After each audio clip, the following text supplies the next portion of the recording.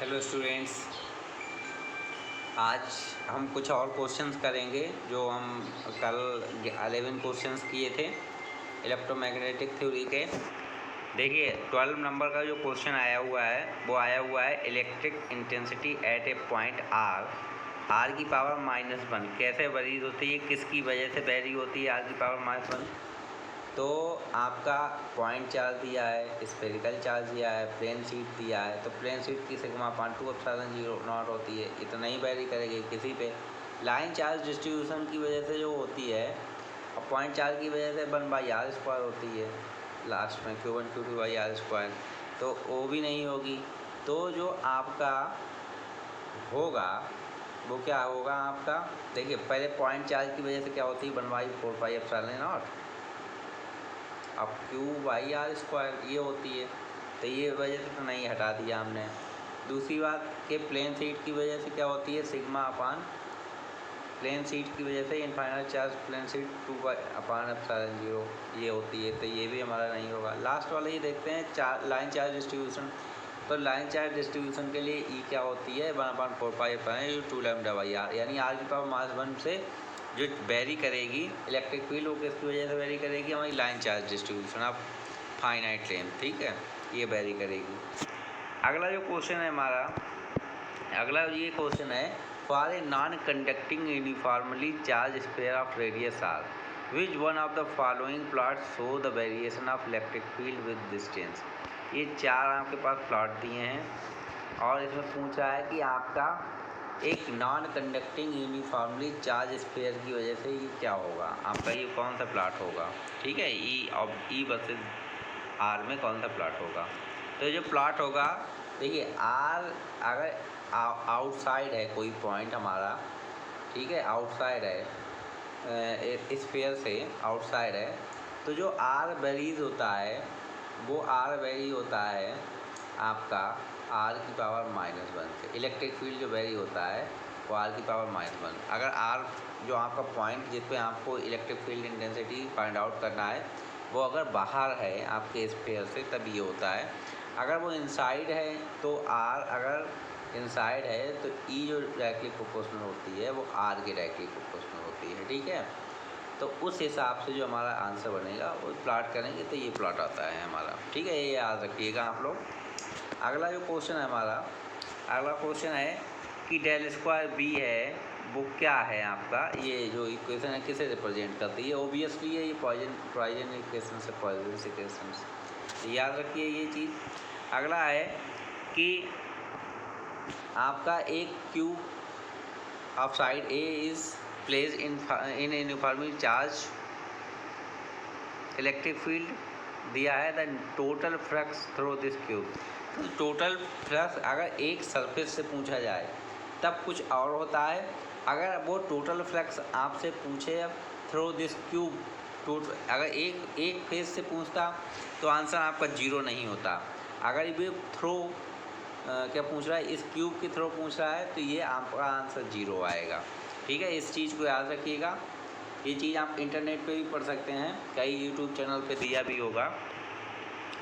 तो उसके बाद है कि the electric field passing through a hemisphere of radius r placed in electric field E, then ये फ्लक्स पूछ रहा है इस हेमीस्फीयर से। तो फ्लक्स क्या होता है आपका ds क्या होता है, एरिया होता है आपका, एरिया हेमीस्फीयर के लिए होता है आपका πr², ठीक है।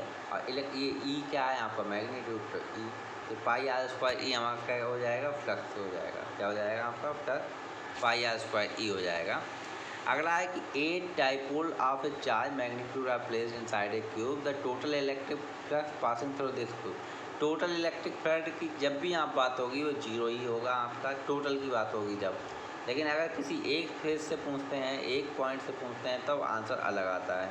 ये क्वेश्चन आपके 12th में मिल जाएंगे, तो 12th की बुक में मिल जाएंगे आराम से। अगला है कि the electric field inside a spherical shell of uniformly charge density. Electric field यहाँ पर इनसाइड ए स्फेरिकल से और यूनिफॉर्म चार्जली अगर हो, यूनिफॉर्म चार्ज हो उस पर, तो ये क्या होता है आपका इक्विपोटेंशियल सरफेस होती है उस तरीके की सरफेस। और इक्विपोटेंशियल सरफेस के लिए ई की वैल्यू जो होती है वो हमारी 0 होती है। उसके बाद है आपका in electromagnetic wave the direction of magnetic field B is. तो इलेक्ट्रिक फील्ड इलेक्ट्रोमैग्नेटिक बी में ई और बी की जो डायरेक्शन होती है वो एक दूसरे के परपेंडिकुलर होती है। तो ये याद रखिएगा, ये तो आपका एक छोटा सा क्वेश्चन है, आप जानते भी होंगे इसे। तो ये कैसी होती है, आप perpendicular to the electric field E B और डायरेक्शन ऑफ जो प्रोपोगेशन होता है वो तीनों चीज़ें क्या होती हैं आपके परपेंडिकुलर होती हैं एक दूसरे से, म्यूचुअली परपेंडिकुलर। उसके बाद है कि मैग्नेटिक मोनोपोल एग्जिस्ट। अगर मैग्नेटिक मोनोपोल, ये बहुत फेमस प्रॉब्लम है, ये आपको BHU MSc एंट्रेंस में तो बहुत ज़्यादा पूछा जाता है और MSc एंट्रेंस में लगभग हर यूनिवर्सिटी के MSc एंट्रेंस में ये क्वेश्चन पूछा जाता है। तो ये जो आंसर होता है ये डेल डॉट बी जो आपका मैक्सवेल रिलेशन होता है वो उसके लिए ये होता है। अगर मैग्नेटिक मोनोपोल एग्जिस्ट करता है तो ये मॉडिफाई हो जाएगा। अगला जो हमारा क्वेश्चन है वो ये है कि amplitude of electric and magnetic field are related by each other relation. ये पूछा है, मैंने आपको बार बार चिल्ला के बोला था जब मैं क्वेश्चन कराया था। अगर बी निकालना है और ये दिया है तो बना सी या बना ओमेगा के क्रॉस ई। तो इसमें के कोई यूनिट मान लिया, यूनिट वेक्टर मान लिया, 1 मान लिया, ऐसे तो BC = E हो जाएगा। तो BC = E हो जाएगा। ऑप्शन नंबर हमारा कौन सा ठीक हो जाएगा, थर्ड वाला ऑप्शन नंबर, ठीक है। तो अगला जो क्वेश्चन है pointing vector of a electromagnetic wave. तो पॉइंटिंग वेक्टर का जो रिलेशन होता है वो क्या होता है, as equal to E cross H, ठीक है। या अगर E क्रॉस B अपान μ0 होता है, या half real part of E cross B या E cross H, real part of E cross H, ठीक है। तो ये आपके पॉइंटिंग वेक्टर के फार्मूले होते हैं, ये याद रखिएगा। ये BHU MSc एंट्रेंस में आ चुका है question. The displacement current arise to. तो डिस्प्लेसमेंट करंट हमेशा टाइम वैरिंग इलेक्ट्रिक फील्ड की वजह से अराइज होती है। अब वैक्यूम में बात करते हैं कि वैक्यूम में इलेक्ट्रोमैग्नेटिक वेव का एनर्जी क्या होगा।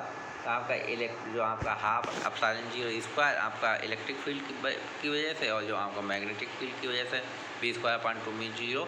तो टोटल स्पेस में वो आपका वैक्यूम में क्या होता है, हाफ एप्सिलॉन 0 E² + V²/2μ0, ठीक है। वैसे सिर्फ इलेक्ट्रिक फील्ड की वजह से तो half epsilon 0²। E direction of propagation of magnetic wave. Magnetic wave का डायरेक्शन किससे, पॉइंटिंग वेक्टर से दिया जाता है, तो ये क्रॉस B से हो जाएगा। उसके बाद जो हमारा है an electromagnetic wave travels in Z direction. अगर इलेक्ट्रोमैग्नेटिक वेव Z डायरेक्शन में मूव कर रहा है, इस डायरेक्शन में, ये Z मान लेते हैं हम, या ये Z मान लेते हैं इधर, ये देखिए ये Z मान लेते हैं, इधर मूव कर रहा है। तो जो इलेक्ट्रिक जो आपका वो होता है Bx इधर होगा और E जो होगा वो आपके Y डायरेक्शन में होता है। तो अगर Z डायरेक्शन में कोई मूव कर रहा था EY और BX, ये पेयर वाला, ये भी क्वेश्चन आपका MSc एंट्रेंस के हिसाब से बहुत इंपॉर्टेंट है, ये शायद आया भी है किसी MSc एंट्रेंस में।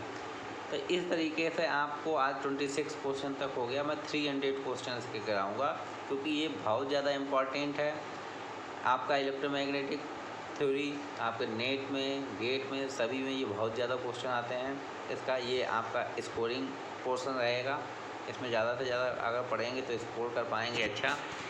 तो बच्चों आज के लिए इतना ही। बाकी वीडियो अच्छा लगा हो तो ज़्यादा से ज़्यादा शेयर करिए, ठीक है बच्चों। आज के लिए इतना ही, धन्यवाद।